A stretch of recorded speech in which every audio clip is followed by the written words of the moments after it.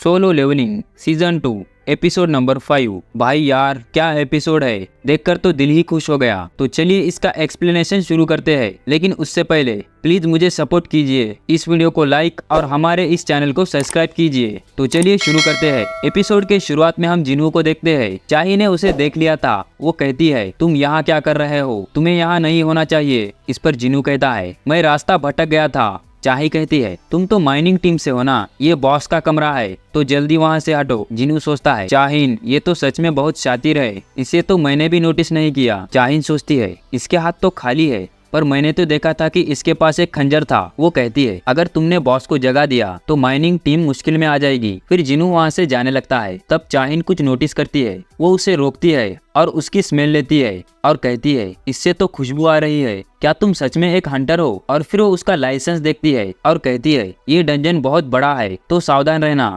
आगे वो सोचती है कहीं इसकी रैंक कम होने की वजह से ये बदबूदार स्मेल नहीं कर रहा। आगे माइंड लीडर कहता है मैंने सुना कि तुम चाहीन से मिले, तुम तो काफी लकी निकले यार, हमने तो उसे बस दूर से ही देखा है। वो बॉस के रूम पर पहरा दे रही है और देखो उसे तो रेस्ट करने का वक्त भी नहीं मिला। वो सच में बहुत अच्छी है। और चाहीन को हंटर्स की स्मेल पसंद नहीं आती। जिनू पूछता है हंटर की स्मेल? आदमी कहता है मैंने सुना है कि उसके पास एक यूनिक स्किल है और वो हमेशा अपनी नाक को ढककर रखती है। जिनू सोचने लगता है लेकिन उसका रिएक्शन तो अलग ही था। क्या मेरे पास हंटर्स वाली स्मेल नहीं है? ऐसा कुछ तो वो रेड गेट वाले बंदे के साथ भी हुआ था। शायद ये सब इसीलिए हो रहा है क्योंकि मैं एक प्लेयर हूँ। टीम लीडर उसे एक लिफाफा देता है और कहता है हम तुम्हारी ही वजह से काम जल्दी खत्म कर पाए। वो आदमी कहता है तुम्हारे बाजू में तो बहुत ताकत है, इतनी ताकत कि तुम जेसीबी से भी तेज खुदाई कर सकते हो। लीडर कहता है मैंने भी कई लोगों को देखा है, लेकिन तुम्हारे जितना टैलेंट मुझे आज तक नहीं दिखा। मैं चाहता हूँ कि तुम मेरे साथ काम करो और इसकी तुम्हें अच्छी कीमत मिलेगी। जिनू उसे मना कर देता है। इस पर वो कहता है ठीक है, क्या तुम मेरे साथ एक और दिन काम करोगे? कल हम एक के बाद एक ए रैंक और सी रैंक के रेड मिशन करने वाले हैं। जिनू कहता है हंटर्स गिल्ड भी कल रेड मिशन कर रहे हैं और वो भी ए और सी रैंक मिशन। इस पर वो आदमी कहता है हाँ, लेकिन सेकंड असल टीम कल आएगी। ए रैंक गेट के 2 ग्रुप है और ऐसा इस देश में कोई और कर ही नहीं सकता। इस पर जिनू कहता है ठीक है फिर मैं कल आ जाऊंगा।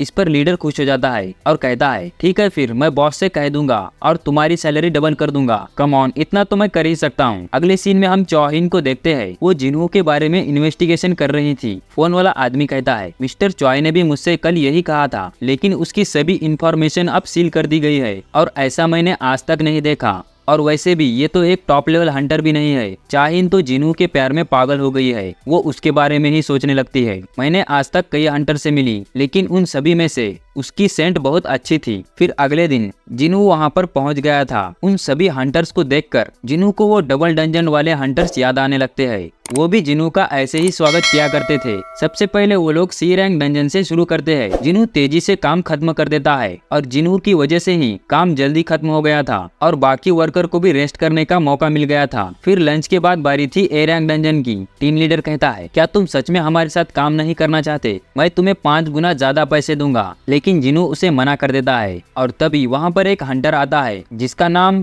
कैप्टन सन किहोन होता है। वो कहता है मुझे एक वर्कर की जरूरत है जो हमारे बैग्स वगैरह उठा के हमारे साथ चल सके और इसके उसे अच्छे पैसे भी दिए जाएंगे, लेकिन कोई भी अपनी जान जोखिम में डालकर इसके साथ जाने के लिए तैयार नहीं होता। तब जिनू कहता है कि मैं जाऊंगा। टीम लीडर मना कर उससे कहता है कि वहाँ पर बहुत ज्यादा खतरा है और जान से ज्यादा पैसों की कीमत नहीं होती। सॉन कियोन उसकी रैंक पूछता है जो कि थी ई रैंक। वो कहता है मैं हूँ अटैक टीम लीडर और मेरा नाम है सॉन कियोन। फिर वो लोग गेट के पास पहुंच जाते हैं। जिनू कहता है ये गेट तो पहले वाले गेट से भी बड़ा लग रहा है। इस पर कियोन कहता है ये गेट बस दिखने में ही बड़ा है तो इसकी टेंशन मत लो। अगर ये सच में खतरनाक होता तो वो सेकंड टीम को वहाँ नहीं भेजते। इस टीम में थे 6 ए रैंक और 3 बी रैंक हंटर्स और इसमें तो एक भी एस रैंक हंटर्स नहीं था। और हंटर्स गिल्ड के पास ऐसे लेवल की 2 असॉल्ट टीम थे। फिर वो लोग गेट के अंदर चले जाते हैं। जिन्हों को कुछ महसूस हो रहा था। उसे ऐसा कुछ रेड गेट के वक्त पर भी महसूस हुआ था। एक लेडी कहती है ज्यादा नर्वस मत हो, यहाँ के सभी हंटर्स काफी ताकतवर है। अगर तुम हमारे साथ ही रहोगे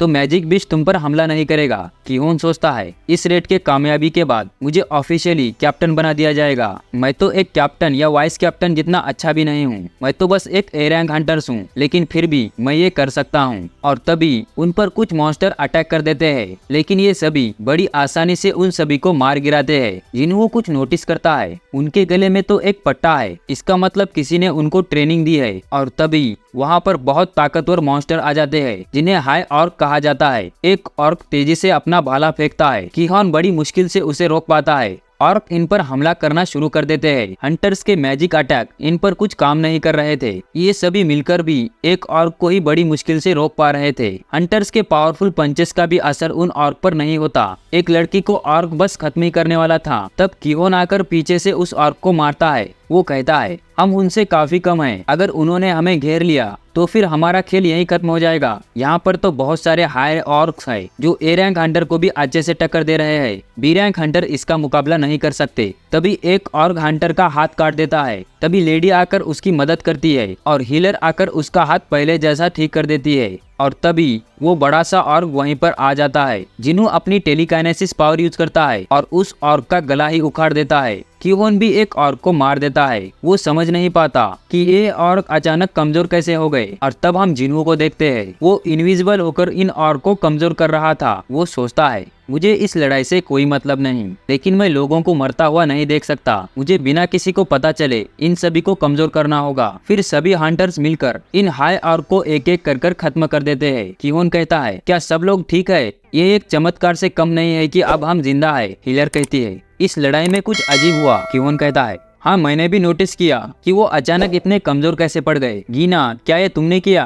गीना कहती है नहीं, मैंने ये सब नहीं किया। वो लेडी कहती है ऐसा सिर्फ असैसिन टाइप हंटर्स ही कर सकता है, लेकिन जो भी हो अब हम जीत गए। वो लेडी सोचती है इस मजदूर ने शायद हमें कमजोर समझ लिया। हमारे टीम में तो एक मैजिक कास्टर है, तो उसने कैसे सोच लिया कि उसकी स्किल को कोई नोटिस नहीं करेगा। जो भी हो हम उसी की वजह से जिंदा है। शायद उसके भी कुछ रीजंस हो गए, तो मैं अभी के लिए खामोश रहती हूँ। एक बंदा कहता है कैप्टन किहोन, क्या हम अब भी आगे बढ़ने वाले हैं? ये जगह हमारे लिए बहुत खतरनाक है। हमें कम से कम 2 हीलर और 3 जादूगरों की जरूरत पड़ने वाली है। लड़की कहती है मैं समझ सकती हूँ कि तुम्हें अभी क्या महसूस हो रहा है कैप्टन, लेकिन मुझे लगता है कि अब हमें वापस जाना चाहिए। जिन्हों सोचता है मैं समझ गया, ये हार नहीं मानना चाहता और सभी लोग इस डंजन को जीतना चाहते हैं, लेकिन अगर ये अच्छा लीडर है। किहोन कहता है ठीक है, अभी के लिए हम वापस चलेंगे। इसकी ये बात सुनकर सभी लोग खुश हो जाते हैं, लेकिन वो वापस नहीं जा पाते। उस गेट पर हाई लेवल बैरियर बनाया हुआ था। लड़की कहती है इस डंजन में कोई है जो हाई लेवल मैजिक यूज कर सकता है, हमें बस थोड़ा सा वक्त चाहिए, शायद हम इसे हटा पाए। तभी उन सभी को मैजिकल पावर महसूस होती है। तीनों जादूगर मिलकर उस बैरियर को हटाने की कोशिश करते हैं, लेकिन उनके मुंह से खून बहने लगता है। उन पर किसी ने कर्स मैजिक यूज की थी।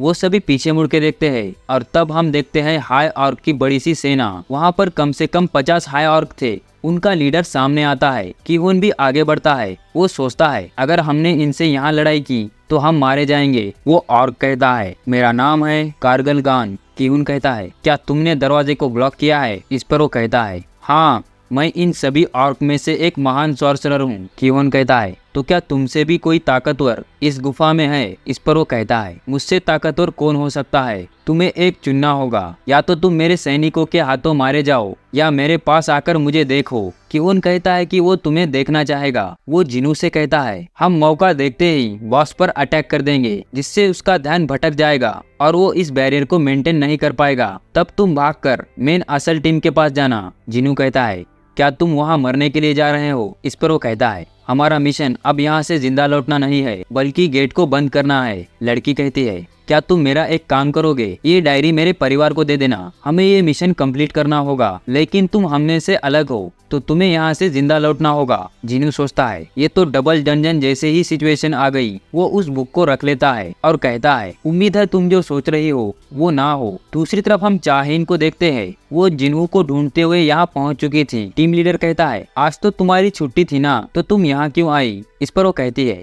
क्या हंटर सॉन्ग जिन्हू यहाँ पर है? इस पर वो कहता है जिन्हू वो तो इस डंजन में गया है। वो कहती है इसका मतलब वो गेट के अंदर है। फिर ये सभी लोग उस बॉस के पास जाते हैं जहाँ पर बहुत सारे हाई ऑर्क मौजूद थे और तब हम उस बॉस को देखते हैं। वो सभी इंसानों का वेलकम करता है और इसी तरह ये एपिसोड यहीं खत्म हो जाता है। अगले एपिसोड के लिए मैं बहुत एक्साइटेड हूँ। अगर आप भी एक्साइटेड हो तो इस वीडियो को लाइक कीजिए और हमारे इस चैनल को सब्सक्राइब कीजिए। तो मिलते हैं अगले वीडियो में, तब तक आप हमारी दूसरी वीडियो देख सकते हो।